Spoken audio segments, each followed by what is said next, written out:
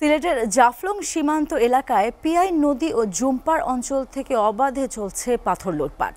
রাতের আধারে ভেকুর মাধ্যমে অবৈধ কর্মকাণ্ড চালিয়ে যাচ্ছে প্রভাবশালী চক্র। আইনশৃঙ্খলা বাহিনীর একাংশের সহযোগিতায় এই লুটপাটের ফলে পরিবেশ ও প্রতিবেশ চরম সংকটাপন্ন হয়ে পড়েছে। সিলেট থেকে আবু তাহের চৌধুরীর প্রতিবেদন। সিলেটের জাফলং সীমান্ত এলাকা, যেখানে একসময় পর্যটকদের ভিড় লেগেই থাকত, এখন তা পাথর লুটের স্বর্গরাজ্যে পরিণত হয়েছে। রাতের আধারে অবৈধভাবে উত্তোলিত পাথর নৌকায় দেশের বিভিন্ন স্থানে পাচার করা হচ্ছে। স্থানীয়রা বলছেন, প্রশাসনের একাংশের সহযোগিতায় এই চক্র ব্যাপরা হয়ে উঠেছে। পাথর উত্তোলনের বিকট শব্দে ঘুমাতে পারছেন না এলাকাবাসী। নদী ভাঙন দেখা দিয়েছে, বাড়ছে স্বাস্থ্য ঝুঁকি।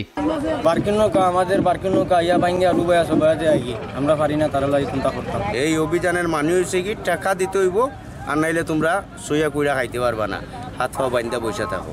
নিয়মিত অভিযান চালানোর পরেও কিছুটা লুটপাট চলছে বলে জানান গোয়াইনঘাট থানার ওসি।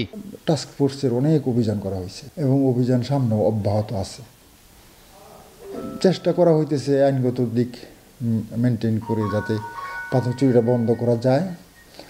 তারপরেও কিছু যে হচ্ছে না এটা একদম বলবো না, তবে আমরা চেষ্টা অব্যাহত রাখতেছি। জড়িত থাকায় কিছু কর্মকর্তাকে সরিয়ে দেওয়া হয়েছে বলে জানান জেলা প্রশাসক।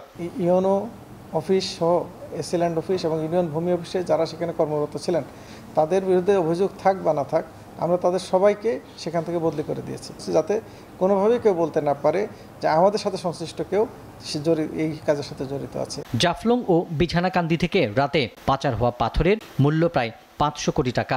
দাবি স্থানীয়দের। প্রশাসনের তৎপরতা কতটা কার্যকর হবে সেটাই এখন বড় প্রশ্ন। SATV news desk.